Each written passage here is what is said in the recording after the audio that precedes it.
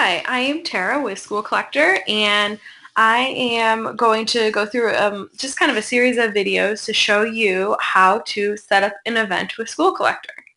So, assuming you've already created an account, you'll want to just log in. So from our homepage, which is right here, you can just go to the login.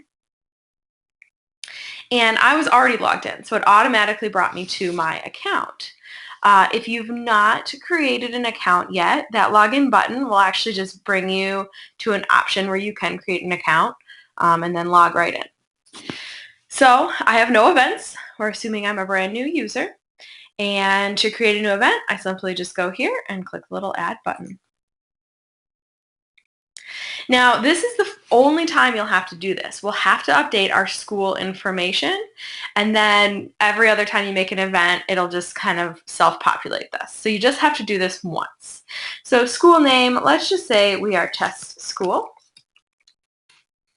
Let's just make our address pretty generic. You can see I've ran through tests several times here.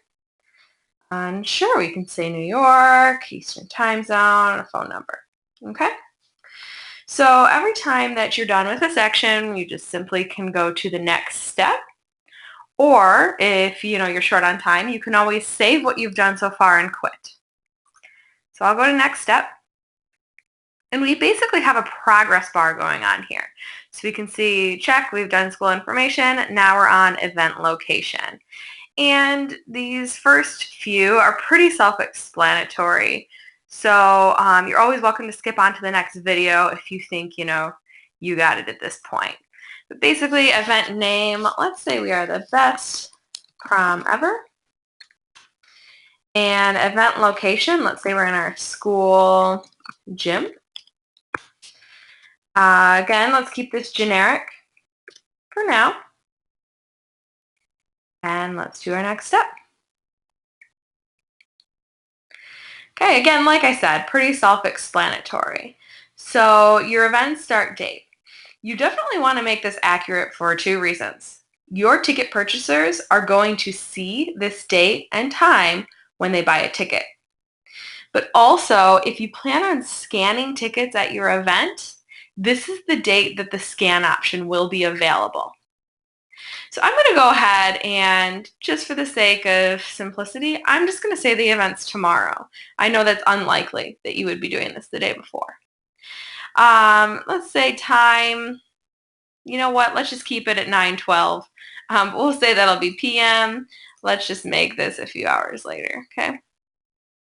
Event supervisor. I'm going to go ahead and put my name.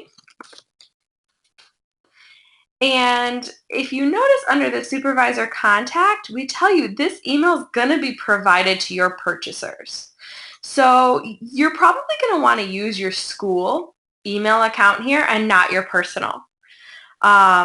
This is because if there's a problem with the ticket purchase or if someone's requesting a refund, we are actually going to give them your contact information, because here at School Collector, we only allow you to issue refunds. We don't make that decision ourselves. We just find our advisors want that control. So any additional information that you want people to know when buying a ticket. Maybe you want them to know the theme. The prom theme is Under the Sea.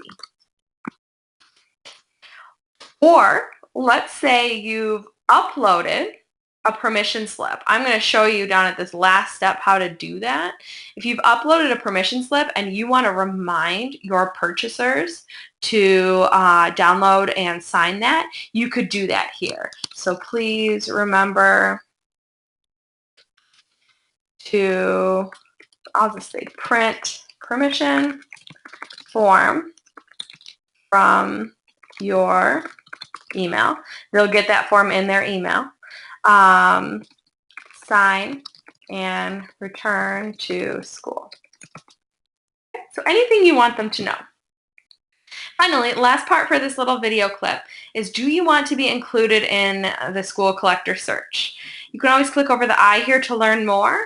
And what this basically means is if anybody goes to schoolcollector.com, they can see your event and go and buy a ticket that way. So this is is just totally a personal preference. Some advisors want students to be able to find their event on their own. Other advisors want to provide their students with a URL that brings them directly to their specific page and not make their event public, whatever you prefer. Okay, so I'm going to go on to ticketing options, and that is actually going to be in the next video. So we'll hit next step.